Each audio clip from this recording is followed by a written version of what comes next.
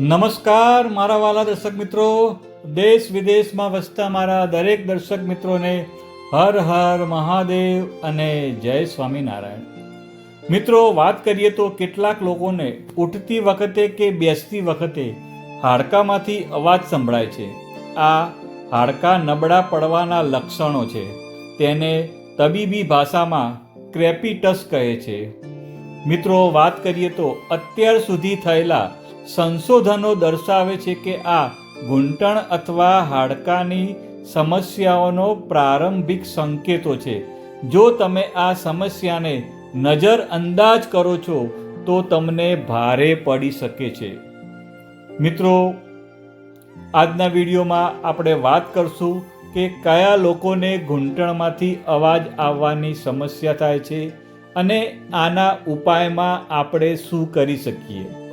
મિત્રો, ઘૂંટણ અથવા સાંધામાંથી આવતા અવાજોની સમસ્યાથી મોટા ભાગના વૃદ્ધ લોકો પીડિત હોય છે. આ સમસ્યાનું કારણ એ છે કે ઘૂંટણની સપાટી સુંવાળી થવાને બદલે ખરબચડી બની જાય છે. આ સમસ્યાને કોમલાસ્થિ રોગ કહેવાય છે. જ્યારે કોઈ કારણસર કોમલાસ્થિ ખરબચડી થઈ જાય છે ત્યારે આ પ્રકારનો અવાજ ઘૂંટણમાંથી આવવા લાગે છે.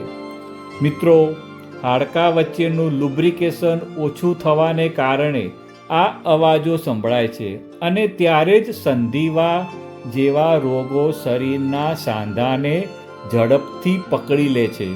મિત્રો, જો ઘૂંટણ, સાંધા કે હાડકામાં તિરાડનો અવાજ આવતો હોય તો ઓસ્ટિયોપોરોસિસની સમસ્યા પણ થઈ શકે છે. આ રોગ સંધિવા સાથે સંબંધિત માનવામાં આવે છે. આ સ્થિતિને અવગણવાથી સાંધા અથવા ઘૂંટણને પણ નુકસાન થઈ શકે છે. જો આ રોગ લાંબા સમય સુધી રહે તો ચાલવામાં પણ તકલીફ થવા લાગે છે. ઘૂંટણને લગતા રોગો અહીંથી જ ઉદ્ભવે છે અને જો સ્થિતિ વધુ બગડે તો ઘૂંટણની સર્જરી પણ કરવી પડે છે. મિત્રો, વાત કરીએ તો કેટલીક વાર યુવાનોને પણ આ રોગ સાથે સંઘર્ષ કરવો પડી શકે છે. આ સમસ્યાના સૌથી સામાન્ય કારણોમાં વધતી ઉંમર અને વધારે વજન છે.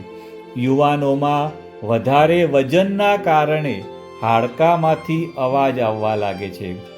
વજન વધવાની સાથે સાથે શરીરમાં કેલ્શિયમની ઉણપથી હાડકામાં નબળાઈ અને ઘૂંટણ અને સાંધાનો અવાજ પણ આવે છે.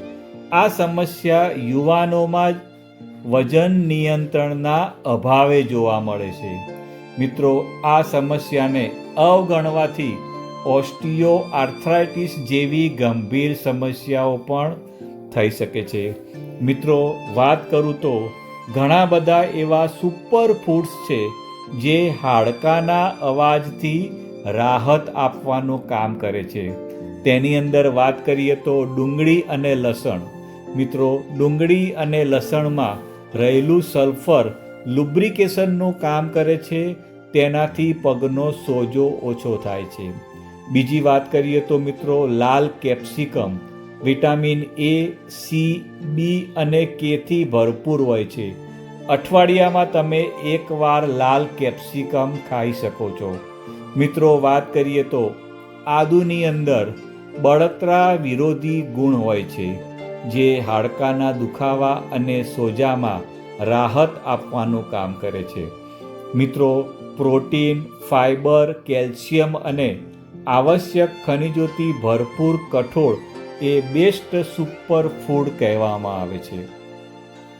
મિત્રો, હવે પ્રશ્ન એ થાય કે આ સમસ્યાથી કેવી રીતે બચવું જોઈએ. મિત્રો, વાત કરીએ તો આ સમસ્યાથી બચવા માટે સૌથી મહત્વની બાબત એ છે કે આપણું વજન BMIના પ્રમાણમાં હોવું જોઈએ. BMIનો યોગ્ય ગુણોત્તર રાખવાથી આ સમસ્યાનું જોખમ ઓછું થાય છે. મિત્રો, તમે દરરોજ કસરત, સંતુલિત આહાર અને વજનને નિયંત્રણમાં રાખવાથી તમારે આ સમસ્યાનો સામનો કરવો પડશે નહીં. તમારા રોજિંદા આહારમાં કેલ્શિયમની માત્રામાં વધારો કરો. જો આ પ્રકારની સમસ્યા થાય તો તરત જ ડૉક્ટરની સલાહ લો. મિત્રો, હાડકાને મજબૂત કરવા માટે કેલ્શિયમ જરૂરી છે. કેલ્શિયમની ઉણપને દૂર કરવા માટે તમારા આહારમાં દૂધ, દહીં અને ચીઝનો સમાવેશ કરો. સોયાબીનમાં કેલ્શિયમ અને આયરન ભરપૂર માત્રામાં હોય છે. મિત્રો, તલની વાત કરીએ તો તલમાં પણ સારી માત્રામાં કેલ્શિયમ હોય છે. મિત્રો, તમે બદામનો પણ ઉપયોગ કરી શકો છો. બદામમાં પણ કેલ્શિયમ જોવા મળે છે. દરરોજ બદામ ખાવાથી શરીરમાં કેલ્શિયમની ઉણપને ઘણી હદ સુધી પૂરી તમે કરી શકો છો. મિત્રો, જો બદામની વાત આવી તો મને એક વાત યાદ આવી છે કે બદામને હંમેશા આપણે રાત્રે પાણીમાં પલાળીને અને સવારે તેની છાલ ઉતારીને ખાવી જોઈએ. મિત્રો, તમે વાત કરીએ તો રોજની 6 થી 7 બદામ તમે ખાઈ શકો છો. મિત્રો, શાકભાજીને ડાયટનો મહત્ત્વનો ભાગ બનાવવો જરૂરી છે. મિત્રો, લીલા શાકભાજી વિટામિન્સ અને મિનરલ્સથી ભરપૂર હોય છે. મિત્રો, તમે તમારા આહારમાં લીલા પાંદડાવાળા શાકભાજી, કઠોળ, બ્રોકોલીનો સમાવેશ કરી શકો છો. મિત્રો, તમે દરરોજ 2 નારંગી ખાઓ. આ શરીરમાં કેલ્શિયમની ઉણપને પૂરી કરશે. મિત્રો, તમે જીરાનું પાણી પીવાથી કેલ્શિયમની ઉણપ પણ દૂર થાય છે.